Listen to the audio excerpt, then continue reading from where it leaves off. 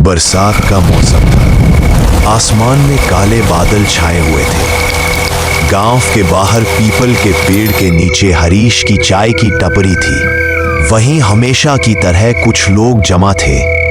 मिट्टी के चूल्हे पर चाय पक रही थी और चारों ओर गीली मिट्टी की खुशबू फैली हुई थी। लो भाई, गर्मा गर्म चाय आ रही है। बरसात में इससे अच्छा तो कुछ है ही नहीं। अरे हरीश, चाय तो पिलाएगा, लेकिन बताओ ये सब्जियों के भाव कहाँ तक जाएंगे? आलू प्याज तक पहुंच से बाहर हो गए हैं। बिल्कुल सही कह रहे हो काका। मैं भी रोज बाजार जाता हूँ। सब्जी खरीदे तो लगता है जेब खाली हो जाएगी। ऊपर से स्कूल की फीस, मेरी छोटी बहन की फीस ही 1500 रुपए मांग रहे हैं। अरे भाई, ये तो कुछ भी नहीं। बिजली का बिल देखो, इस बार तो 20,000 से ऊपर आ गया। पहले तो इतना कभी आया ही नहीं। सब लोग चाय की चुस्की लेते हुए बड़बड़ा रहे थे।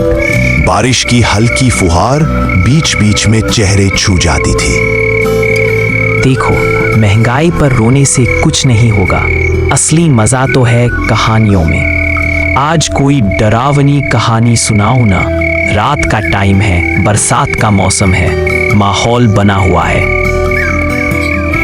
हरीश हंसते हुए बोला, कहानी तो मुकुंद काका ही सुनाएंगे।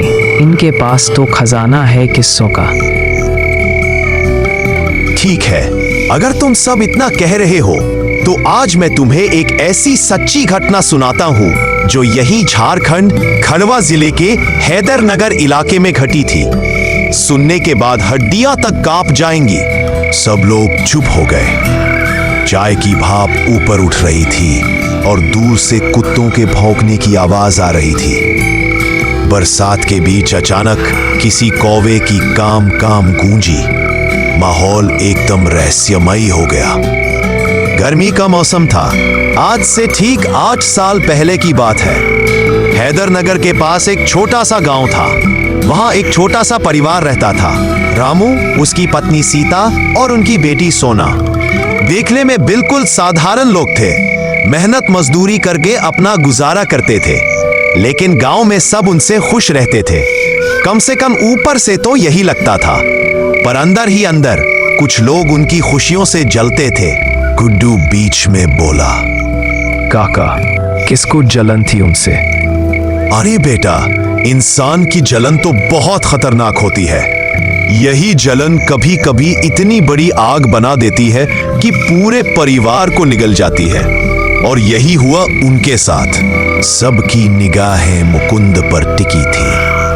हरीश ने चाय के गिलास फिर से भर दिए, लेकिन अब कोई स्वाद लेने पर ध्यान नहीं दे रहा था। सबके मन में सिर्फ कहानी थी। मुकुंद ने चारों ओर देखा। टपरी पर बैठे सब लोग अब बिल्कुल खामोश हो गए थे। चाय की भाप उठ रही थी। बाहर बारिश की तप तप आवाज आ रही थी और हर किसी का चेहरा उत्सुकता से भरा हुआ था। तो भाइयों, कहानी यही से शुरू होती है। रामू, सीता और उनकी बेटी सोना तीनों बहुत खुश रहते थे। गांव के किनारे उनका कच्चा सा घर था। खेत छोटा था, लेकिन गुजारा ठीक ठाक चलता था। लोग कहते थे कि उनकी बेटी बहुत भाग्यशाली है, तभी तो हमेशा घर में हंसी खुशी रहती है। लेकिन भाई, यही हंसी खुशी कुछ लोगों को पच नहीं रही थी।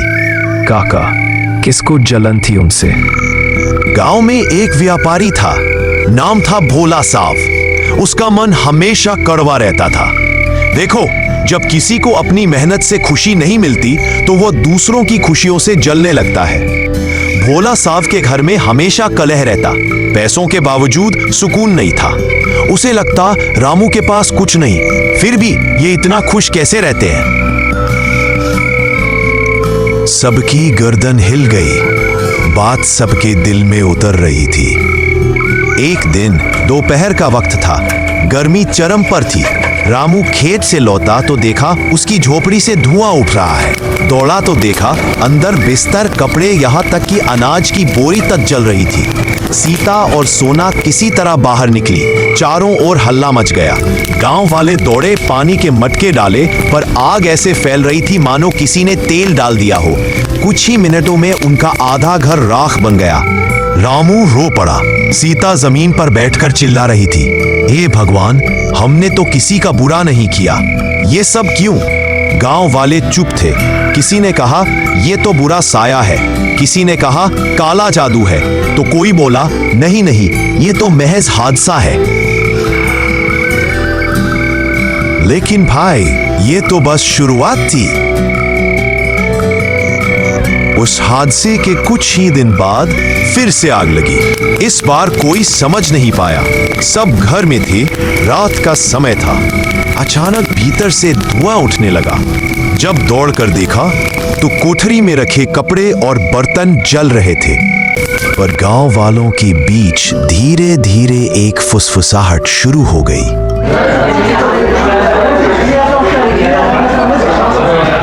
जहां ये जाती है वही आग क्यों लगती है? कहीं इसके हाथ में ही तो कोई अशुभ चीज नहीं। चुप रहो सब, मेरी बेटी निर्दोष है। लेकिन सोना बाहर आंगन में खेल रही थी। अचानक चीख सुनाई दी, आग आग। जब सब भागकर बाहर आए तो देखा पूरा भूसे का ढेर जल रहा था। लपटें आसमान छू रही थी। पड़ोस वाले बाल्टी बाल्टी पानी डालने लगे, पर आग शांत नहीं हो रही थी। लोगों की आंखें एकदम सोना पर टिक गईं। जहां ये जाती है वही आग क्यों लगती है? ये लड़की मनहूस है। मामा का घर वाला भी डर गया। बोला, रामू इसे यहाँ से ले जा, मेरे घर को भी बर्बाद कर देगी। रामू अंदर से टूट गया, पर उसने अपनी बेटी का हाथ पकड़ लिया और कहा, जहां तू जाएगी मैं भी साथ चलूंगा, तुझे अकेला नहीं छोड़ूंगा। ये सुनकर टपरी पर बैठे सब लोग खामोश हो गए। गुड्डू ने धीरे से कहा, काका, ये तो सच में डरावना है। बिना आग लगाए चीजें कैसे जल सकती हैं? यही तो रहस्य था बेटा, और आगे की बातें तो और भी डरावनी हैं, क्योंकि इसके बाद लड़की को स्कूल में रखा गया और वहां जो हुआ उसने पूरे गांव को हिलाकर रख दिया।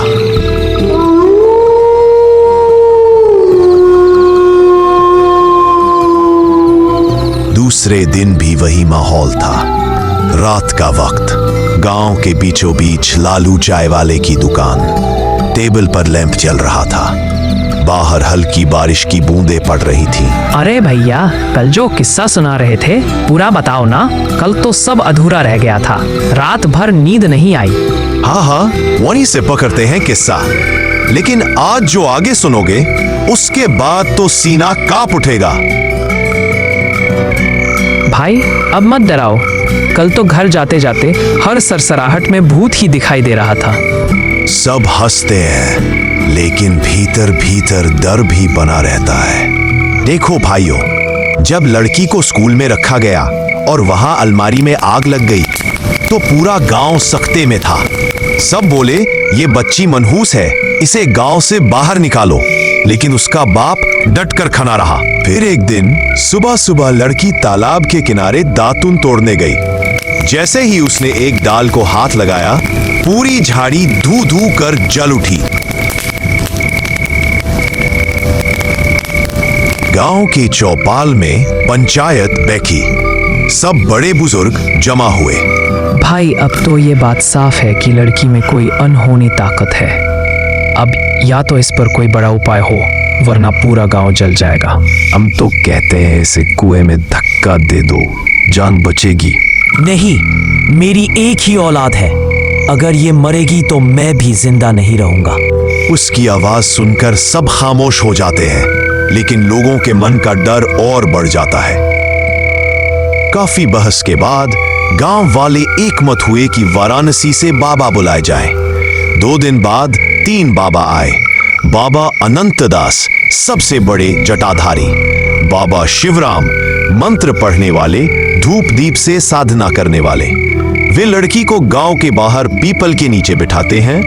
मंत्रोच्चारण शुरू होता है। घंटियों की आवाज, अगरबत्ती की महक, पूरा माहौल भारी हो जाता है। अचानक लड़की की आंखें लाल हो गईं। वो खुद बेकाबू होकर बोलने लगी, चाहे कितने बाबा ले आओ, ये शरीर अब मेरा है। आग मेरी पहचान है। पूरा गांव दहल उठा। बाबाओं ने रात भर हवन और साधना की। कुछ देर तक सब शांत भी हुआ। गांव वालों को लगा कि शायद अब सब खत्म हो गया। लेकिन अगले ही दिन लड़की अपने मामा के घर थी। वहां भूसा पशुओं का चारा रखा था। जैसे ही वो पास गई, भूसा धधक कर जल उठा। बाबाओं की साधना बेकार साबित हुई। ये हिस्सा सुनाया तो चाय की दुकान पर सन्नाटा छा गया। अरे बाप रे, मतलब बाबा लोग भी हार गए। फिर उस लड़की का क्या हुआ? अब तो लगता है कि ये कहानी सुननी भी खतरनाक है। सुनो, असली खेल तो अब शुरू होता है, क्योंकि असली दुश्मन अभी सामने ही नहीं आया था।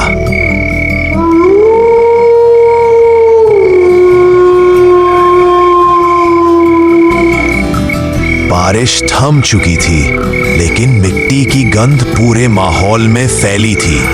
लालू की दुकान पर अब भीड़ थोड़ी और बढ़ गई। अरे भाई, अभी तो तुमने कुछ भी नहीं सुना।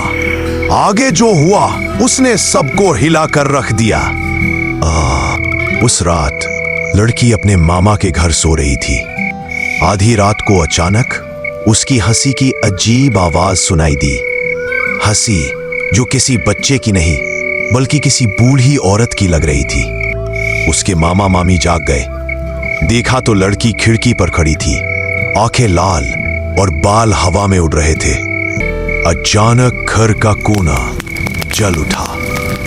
भूसा का ढेर राख हो गया। गांव के लोग इकट्ठा हुए। सबने देखा कि जलती आग के बीच धुएं से एक काले साये का रूप बन रहा है। लोग डर के मारे पीछे हट गए। ये बच्ची नहीं है, इसमें कोई और है, कोई औरत की आत्मा। बुजुर्गों ने माना कि यह जरूर किसी पुराने काले जादू का असर है। अगली सुबह बाबा अनंत दास ने गांव वालों को बुलाया। उन्होंने कहा, ये साधारण आत्मा नहीं है, यह किसी की बलि मांग रही है। इस बच्ची को छोड़ोगे तो गांव बचेगा, और बचाओगे तो गांव खाक हो जाएगा। गांव वाले चौंक गए। कुछ लोग बोले कि बच्ची को मार दो, लेकिन उसका बाप अब भी रोते रोते बोला, अगर मेरी बेटी मरेगी तो हम भी साथ मरेंगे। आग में जल जाएंगे, पर बेटी को नहीं छोड़ेंगे। मजबूरी में लड़की को गांव से बाहर नदी किनारे पीपल के पेड़ तले रहने को भेज दिया गया। गर्मी का मौसम था, दिन में धूप, रात को ठंडी हवा। लेकिन हर रात वहां अजीब घटनाएं होती। कभी पेड़ से झूलने की आवाज आती, कभी लड़की खुद नींद में उठकर जंगल की तरफ चली जाती, और कई बार गांव वालों ने दूर से देखा कि उसके पीछे एक परछाई चलती है। गांव वाले अब डर के मारे पागल हो रहे थे। उन्होंने तय किया कि बच्ची को मारकर कुएं में फेंक देना ही आखिरी रास्ता है। लेकिन तभी गांव में एक अनजान आदमी आया। उसकी आंखें तेज थीं, कपड़े साधारण, लेकिन चेहरा अजीब रहस्यमय। उसने कहा, इसी मारने से कुछ हल नहीं होगा। ये बच्ची खुद दोषी नहीं, बल्कि इस पर किसी और का कब्जा है। अगर मैं चाहूं तो इस रहस्य को खोल सकता हूं। मुकुंद ये सब सुनाता है तो हरीश की दुकान पर सन्नाटा छा जाता है। सबकी आंखें फटी रह जाती हैं। ओ काका, वो अजनबी कौन था? अरे भाई, अभी तो तुमने कुछ भी नहीं सुना। आगे जो हुआ उसने सबको हिला कर रख दिया। उस रात पूरी गांव की हवा भारी थी। बारिश के बूंदें बूंद बूंद टपक रही थी। लड़की सोना पेड़ के नीचे बैठी थी। उसकी आंखें अब लाल नहीं, बल्कि काले अंधेरे जैसी चमक लिए थी। भैरवनाथ ने मंत्रोच्चारण शुरू किया, ओम प्रेत आत्मा बाहर निकल इस मासूम के शरीर से, स्वाहा। जैसे ही उसने मंत्र पढ़ना शुरू किया, चारों ओर हवा तेज हो गई। पेड़ झूमने लगे और गांव वाले डर के मारे पीछे हट गए। सडनली, अचानक लड़की की हंसी पूरे जंगल में गूंज उठी। उसके हाथों से आग की लपटें निकलने लगी। सारे पेड़, पत्ते और पास की झाड़ियों में अचानक आग फैल गई। गांव वाले दौड़े और बाल्टी बाल्टी पानी डालने लगे, पर आग एकदम अजीब तरह से फैल रही थी। लोग डर के मारे चिल्ला रहे थे। भैरवनाथ ने सबको पीछे हटने को कहा और खुद लड़की के सामने खड़े हुए। भैरवनाथ ने हाथ में साधना की छड़ी उठाई। लोगों की आंखें उस पर टिकी थीं। जैसे ही उसने छड़ी को हवा में घुमाया, लाल ताबीज से तेज रोशनी निकली। सब लोग चुप हो गए। चाय की भाप ऊपर उठ रही थी और दूर से कुत्तों के भौंकने की आवाज आ रही थी। बरसात के बीच अचानक किसी कौवे की काम काम गूंजी। माहौल एकदम रहस्यमयी हो गया। लड़की जोर जोर से चिल्ला रही थी। इसके शरीर से अंधेरे धुएं के रूप में आत्मा बाहर निकलने लगी। गांव वाले कांप रहे थे। भैरवनाथ ने मंत्रों का उच्चारण और तेज कर दिया। ओम क्षौम प्रेतात्मा निकले, निकल, स्वाहा। धुएं और लपटों में अब सूरत नहीं दिख रही थी। गांव वाले भागने लगे, लेकिन अचानक लड़की की आंखें चमकी और उसने जोर से पुकारा, मुझे अकेला मत छोड़ो, मेरी आत्मा अकेली नहीं। भैरवनाथ ने अपनी साधना और तेज कर दी। धीरे धीरे आत्मा का अंधेरा लाल ताबीज के प्रभाव से तंग होकर बाहर निकलने लगा। जैसे ही आत्मा पूरी तरह बाहर निकली, लपटें धीरे धीरे कम हो गई। पेड़ और झाड़ियां सुरक्षित रहीं। लड़की का शरीर सामान्य हो गया। गांव वाले राहत की सांस लेने लगे। भैरवनाथ ने ताबीज और मंत्रों से आत्मा को स्थायी रूप से बांध दिया ताकि गांव कभी खतरे में ना आए। लड़की ने अब पहली बार आंखें खोलकर देखा। उसने धीरे से कहा, धन्यवाद भैरवनाथ बाबा। और भाइयों, इसी रात से गांव में शांति लौट आई। अब कोई आग, कोई अजीब घटना नहीं हुई। सब कुछ भैरवनाथ बाबा की साधना से सुरक्षित हुआ। तो दोस्तों, ये थी हमारी आज की डरावनी और रहस्यमयी कहानी। अगर आपको कहानी पसंद आई हो तो हमारे चैनल को सब्सक्राइब करना मत भूलना और वीडियो को लाइक और शेयर जरूर करें ताकि आप हमारी अगली रियल हॉरर स्टोरी भी सबसे पहले सुन सके। तो दोस्तों, अगली वीडियो तक के लिए तैयार रहो, सतर्क रहो और सुरक्षित रहो। Good night, good night.